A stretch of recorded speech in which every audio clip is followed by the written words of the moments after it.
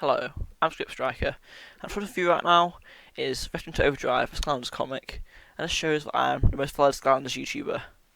But aside from being the most valued Skylanders YouTuber, I'm also a game dev, and I've participated in many game jams over the past few years. Is on screen right now some of the games I've made, and I've decided that it's time to make my first project I believe will be profitable, publishable, put out into the real world sort of game. So let's begin. So, because in this arcade game you've got to choose between the arcade machines, I had a sort of menu with kind of buttons on the side to choose between the different genres of games you'll be able to play in the arcade. Obviously, there's not much art in it as of yet, but it was the beginning. Then I decided to spruce up the game a bit by adding in some temporary art. I mean, nothing you'll see here is final, but I do think it improves the general feel of the game. Now I've added the genre signs so you can actually tell what was supposed to be there. And then I had a weird dilemma. What type of flooring to use? Because due to the game's perspective, it wasn't entirely clear to me how to structure the game's flooring. Eventually I decided on what you will now see in front of you. Now I'm going to begin working on the first game, Web's Edge 2, a remake of a game I made for a game jam a few months ago now. Well, nearly a year in fact. But it might even be a year. I never know, because looking back is rather hard.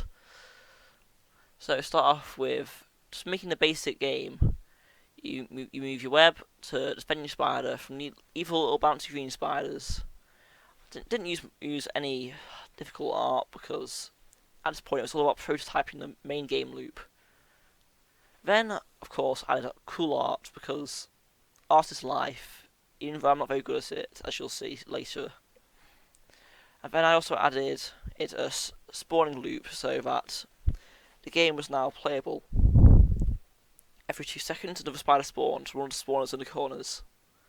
Which rhymes. I am surprisingly a genius. Now it was time to improve the game even more by adding GUIs. Our game was more or less just playable. After that, I decided that it was time to start working on some menus, so I made exit buttons because art is cool again. I'm sorry, I'm secretly an artist. And then I began work on the menu for the game. Then the menu was finished. It shows you high score as well as how to play the game. I think I may have to work on the menus in the future because I am no artist. But for the moment it's done. Now this would be in the devlog, but this devlog is rather short. So in front of you right now, there will be a time lapse of art because art time lapses are fun to watch. So see you in a minute.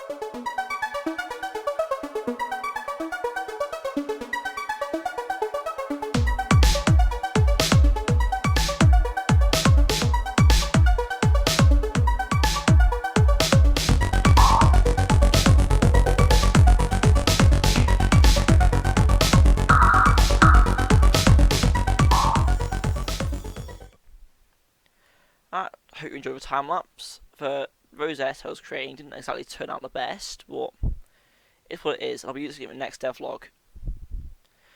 Now, what I see in front of you is a spoiler for this arcade game. It's not just any arcade game, it has horror in it because that's the best way to market your game these days. Get MatPat to do it for you. So like, subscribe, and I don't know, give you money because more devlogs are on the way. See ya.